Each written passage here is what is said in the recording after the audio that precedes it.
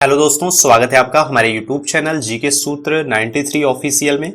और ये आपका सामान्य अध्ययन से रिलेटेड 7वां सेट है जिसमें आपको 20 इंपॉर्टेंट क्वेश्चन मिलेंगे और साथ में आपको बहुत सारे इंपॉर्टेंट पॉइंट्स भी मिल जाएंगे जो कि आपकी परीक्षा की दृष्टि से बहुत ज़्यादा इंपॉर्टेंट होने वाले हैं।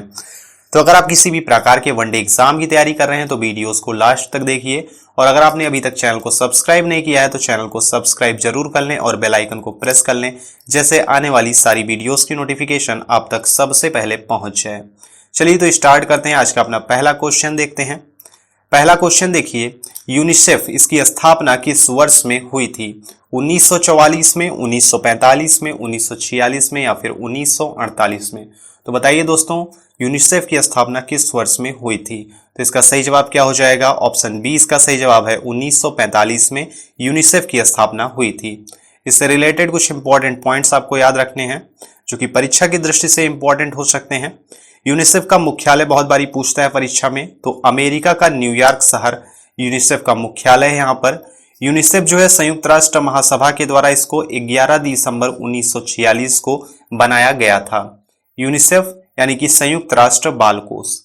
इसका मुख्य कार्य क्या है? तो सबसे अधिक वंचित, युद्ध, आपदा, गरीबी, हिंसा, शोषण एवं विकलांगता से जो पीड़ित बच्चे हैं उनके लिए विशेष संरक्षण सुनिश्चित करने के लिए संकल्पबद्ध है। भारत में यूनिसेफ कब से है? तो 1949 से भारत में यूनिसेफ है।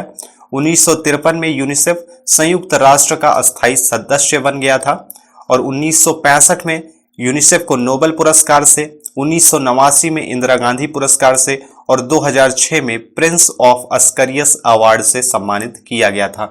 ये पॉइंट्स आपको याद रखने हैं, परीक्षा की दृष्टि से इंपॉर्टेंट बनते हैं। नेक्स्ट क्वेश्चन देखते हैं दोस्तों। नेक्स्ट क्वेश्चन देखिए, मछलियों के यकृत तेल में किस विटामिन की प्रचुरता होती है? विटामिन ए, विटामिन के, विटामिन सी या फिर विटामिन डी? तो इसका सही जवाब क्या हो जाएगा? इसका सही जवाब हो जाएगा ऑप्शन डी, विटामिन डी की प्रचुरता होती है। इससे रिलेटेड कुछ इंपॉर्टेंट पॉइंट्स याद रखिए। विटामिन डी जो कि वसा में घुलनशील विटामिन होता है।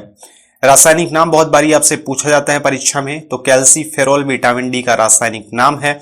और विटामिन डी की कमी से होने वाले रोग पूछता है आपसे, रिकेटस, ये किस विटामिन की कमी से होता है? तो विटामिन डी की कमी से बच्चों में होने वाला रोग रिकेटस कहलाता है। और ऑस्टियोमलेशिया, ये हड्डियों का नरम होना वयस्कों में होता है, ठीक है, विटामिन डी की कमी से। इसे आपको याद रखना है।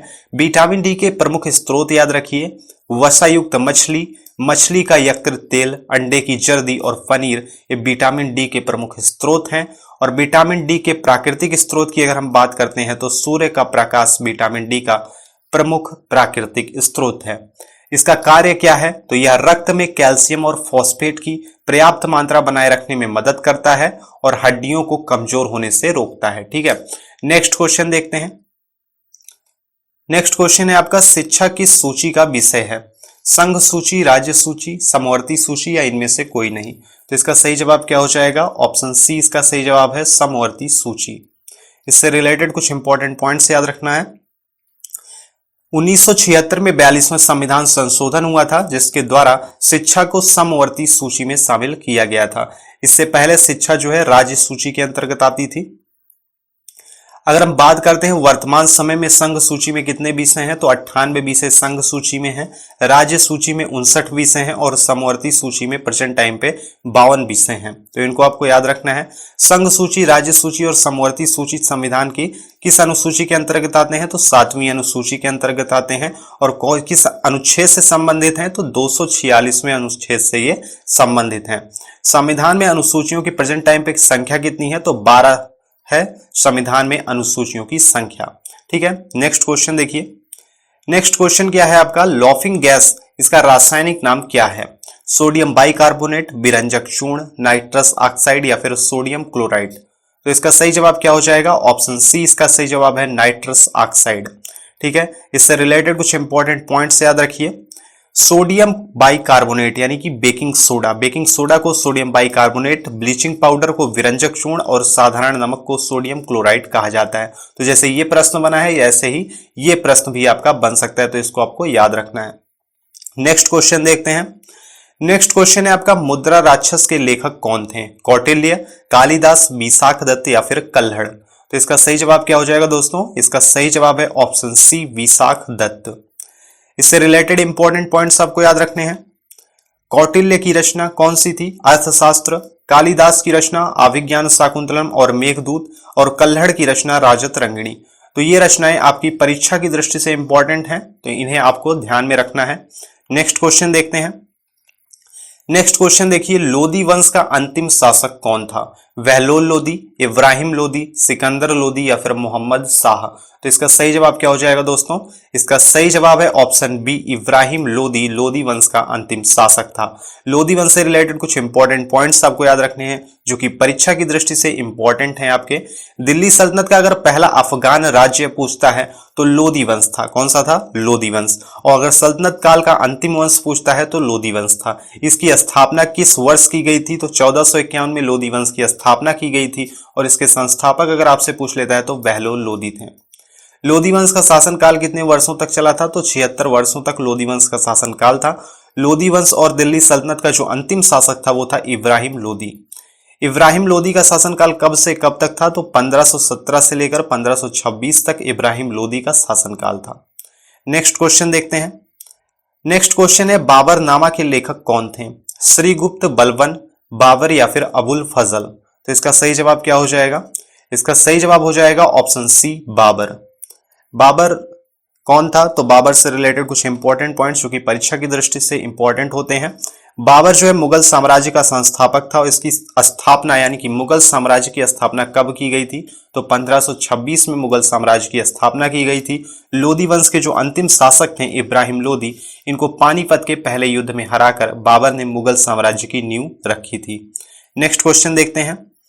नेक्स्ट क्वेश्चन है आपका, सौरमंडल का सबसे चमकीला ग्रह कौन सा है? मंगल, बुध, शुक्र या फिर बृहस्पति? तो इसका सही जवाब क्या हो जाएगा? इसका सही जवाब है ऑप्शन सी, शुक्र। शुक्र से रिलेटेड कुछ इंपॉर्टेंट पॉइंट्स याद रखिए जो कि परीक्षा की दृष्टि से इंपॉर्टेंट होते हैं। पृथ्वी से निकटतम ग्रह अगर पूछता है तो शुक्र ग्रह है। सर्वाधिक गर्म ग्रह शुक्र ग्रह है। भोर का तारा या फिर शाम का तारा शुक्र ग्रह को कहते हैं। पृथ्वी की जुड़वा बहन या फिर भगिनी शुक्र ग्रह को कहा जाता है। पूर्व से पश्चिम की ओर परिभ्रमण करने वाला ग्रह अगर पूछता है तो शुक्र ग्रह है, और एक ग्रह और है अरुण। तो इन दोनों को आपको याद रखना है। नेक्स्ट क्वेश्चन देखिए। नेक्स्ट क्वेश्चन है, राशियों की कुल संख्या कितनी है? 4, 8, 12 या फिर 16? तो इसका सही जवाब क्या हो जाएगा? इसका सही जवाब है ऑप्शन सी, 12। 12 राशियां कौन कौन सी होती हैं? तो ये लिखी हुई हैं, मेष, वृष, मिथुन, कर्क, सिंह, कन्या, तुला, वृश्चिक, धनु, मकर, कुंभ और मीन। ये 12 राशियां हैं। नेक्स्ट क्वेश्चन देखते हैं। नेक्स्ट क्वेश्चन है आपका, प्रकाश वर्ष किसका मात्रक है? चाल का, दूरी का, विद्युत धारा का या फिर ताप का? तो इसका सही जवाब क्या हो जाएगा? ऑप्शन बी इसका सही जवाब है, प्रकाश वर्ष दूरी का मात्रक होता है। इससे रिलेटेड कुछ इंपॉर्टेंट पॉइंट्स याद रखिए। दूरी ये कैसी राशि है? तो अदिश राशि है। एक प्रकाश वर्ष किसके बराबर होता है? तो 9.46 × 10⁻12 किलोमीटर के बराबर होता है एक प्रकाश वर्ष। चाल का मात्रक अगर आपसे पूछता है तो मीटर प्रति सेकंड चाल का मात्रक है। विद्युत धारा का मात्रक एम्पियर है, और संवेग का मात्रक न्यूटन मीटर स्क्वायर प्रति कूलाम है। अगर चाल कौन सी राशि है पूछी जाती है आपसे तो ये एक अदिश राशि है। विद्युत धारा ये भी एक अदिश राशि है, और संवेग कैसी राशि है? तो ये आपका एक सदिश राशि है। ठीक है, तो इसको आपको याद रखना है। नेक्स्ट क्वेश्चन देखते हैं। नेक्स्ट क्वेश्चन है आपका, भारत में प्रतिवर्ष सेना दिवस कब मनाया जाता है? 15 जनवरी, 12 अगस्त, 26 जनवरी या फिर 18 मार्च? तो इसका सही जवाब क्या हो जाएगा? इसका सही जवाब है ऑप्शन ए, 15 जनवरी को प्रतिवर्ष सेना दिवस के रूप में मनाया जाता है। इसकी शुरुआत कब से हुई थी? सेना दिवस की शुरुआत कब से हुई थी अगर आपसे पूछता है तो 1949 से सेना दिवस की शुरुआत हुई थी।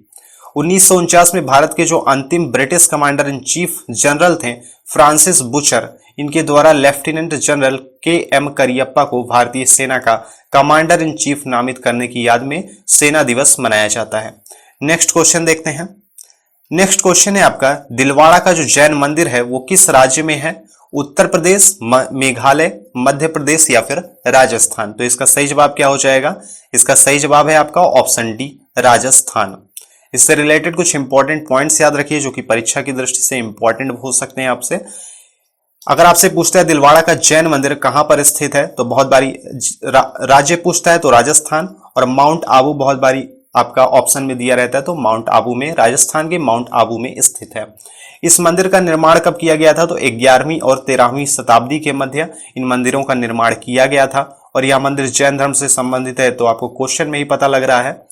इसका निर्माण किसके द्वारा कराया गया था, चालुक्य राजाओं के द्वारा इसका निर्माण कराया गया था। ठीक है, नेक्स्ट क्वेश्चन देखते हैं। नेक्स्ट क्वेश्चन है आपका, संविधान के किस अनुच्छेद में भारत को राज्यों का संघ कहा गया है? अनुच्छेद 1, अनुच्छेद 2, अनुच्छेद 14 या फिर अनुच्छेद 32? तो इसका सही जवाब क्या हो जाएगा? इसका सही जवाब हो जाएगा ऑप्शन ए, अनुच्छेद 1। इससे रिलेटेड इंपॉर्टेंट पॉइंट्स आपको याद रखने हैं।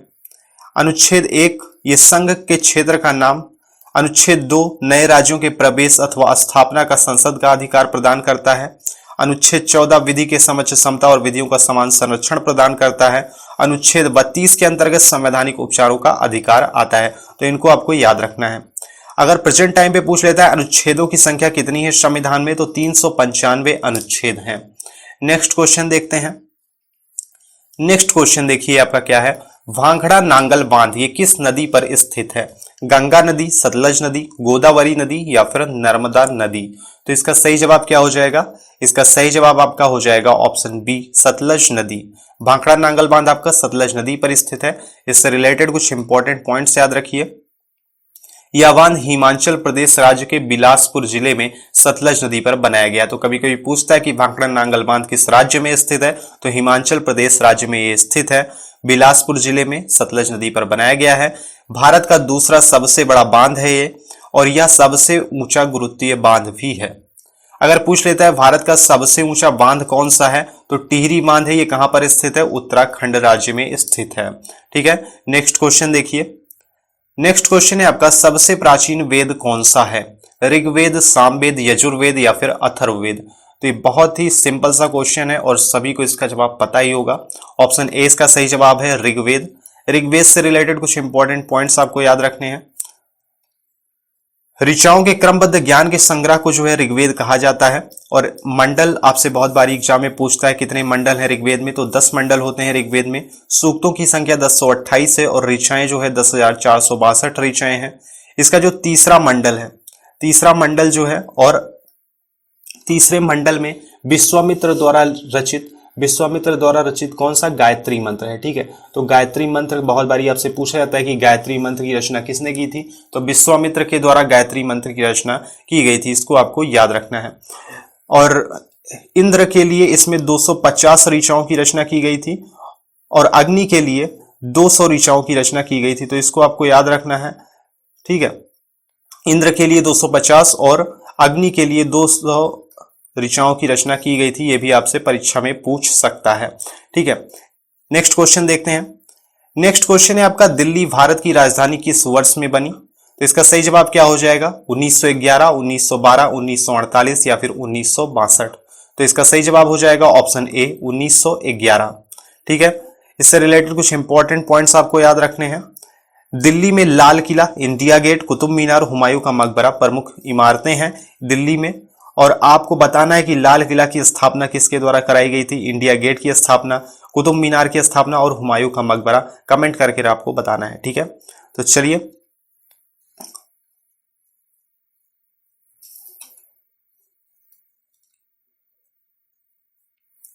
नेक्स्ट क्वेश्चन देखते हैं। नेक्स्ट क्वेश्चन है आपका, कैवल्य किस धर्म से संबंधित है? हिंदू धर्म से, जैन धर्म से, बौद्ध धर्म से या फिर इस्लाम धर्म से? तो इसका सही जवाब क्या हो जाएगा? ऑप्शन बी इसका सही जवाब है, जैन धर्म से। इससे रिलेटेड कुछ इंपॉर्टेंट पॉइंट्स याद रखिए। जैन धर्म के अगर संस्थापक पूछ लेता है तो ऋषभदेव जैन धर्म के संस्थापक थे। और जैन धर्म के 24वें और अंतिम तीर्थंकर कौन थे? तो महावीर स्वामी जैन धर्म के अंतिम तीर्थंकर थे और 24वें यानी कि अंतिम तीर्थंकर महावीर स्वामी थे। अनेकांतवाद, त्रिरत्न सिद्धांत, अणुव्रत सिद्धांत और स्यादवाद सिद्धांत ये जो है जैन धर्म से संबंधित हैं। तो जैसे ये क्वेश्चन आपका बना है वैसे इनमें से कोई भी क्वेश्चन बन सकता है। ठीक है, नेक्स्ट क्वेश्चन देखते हैं। नेक्स्ट क्वेश्चन है आपका, उत्तर प्रदेश की प्रथम महिला मुख्यमंत्री कौन थी? सुचेता कृपलानी, इंदिरा गांधी, मीरा कुमार या फिर प्रतिभा देवी पाटिल? तो इसका सही जवाब क्या हो जाएगा? ऑप्शन ए इसका सही जवाब है, सुचेता कृपलानी। इससे रिलेटेड कुछ इंपॉर्टेंट पॉइंट्स याद रखिए। भारत की अगर प्रथम महिला प्रधानमंत्री पूछ लेता है तो इंदिरा गांधी थी। भारत की प्रथम महिला लोकसभा अध्यक्ष पूछता है तो मीरा कुमार भारत की प्रथम महिला लोकसभा अध्यक्ष थी। और प्रतिभा देवी पाटिल ये भारत की प्रथम महिला राष्ट्रपति थी। तो ये पॉइंट्स आपको याद रखने हैं। नेक्स्ट क्वेश्चन देखिए। नेक्स्ट क्वेश्चन है कच्चे फल को कृत्रिम रूप से पकाने के लिए किस गैस का प्रयोग किया जाता है? Acetylene gas, hydrogen, carbon monoxide या फिर फ्लोरीन? तो इसका सही जवाब क्या हो जाएगा? ऑप्शन ए इसका सही जवाब है, एसिटिलीन गैस। ठीक है, नेक्स्ट क्वेश्चन देखते हैं। नेक्स्ट क्वेश्चन है आपका सार्क। सार्क का मुख्यालय कहां स्थित है? सार्क को हम दक्षेस भी कहते हैं, दक्षेस। ठीक है, याद रखना है आपको। काठमांडू में स्थित है, जिनेवा में स्थित है, दिल्ली में स्थित है या फिर न्यूयॉर्क में स्थित है? तो इसका सही जवाब क्या हो जाएगा? ऑप्शन ए इसका सही जवाब है, काठमांडू में। इससे रिलेटेड कुछ इंपॉर्टेंट पॉइंट्स याद रखिए। 8 दिसंबर 1985 को बना था यह संगठन और इसका उद्देश्य क्या था? दक्षिण एशिया में आपसी सहयोग से शांति और प्रगति हासिल करना। अफगानिस्तान जो है वर्ष 2005 में आयोजित हुआ था 13वां विश्व वार्षिक शिखर सम्मेलन, इसमें यह सार्क का सदस्य बना था। कब बना था? 2005 में, 13वें वार्षिक शिखर सम्मेलन के बाद। 8 सदस्य देश कौन कौन से हैं सार्क के? बांग्लादेश है, भूटान है, भारत है, मालदीव है, नेपाल है, पाकिस्तान है और श्रीलंका है। और 8वां देश कौन सा है? तो यह है अफगानिस्तान। ठीक है, तो आज आपको कमेंट कर बताना है कि आज आपने 20 प्रश्नों में से कितने प्रश्नों के सही जवाब दिए हैं। जो लोग चैनल पर नए हो सब्सक्राइब जरूर कर लेंगे और बेल आइकन को प्रेस कर लेंगे, जिससे आने वाली सारी वीडियोस की नोटिफिकेशन आप तक सबसे पहले पहुंच जाए।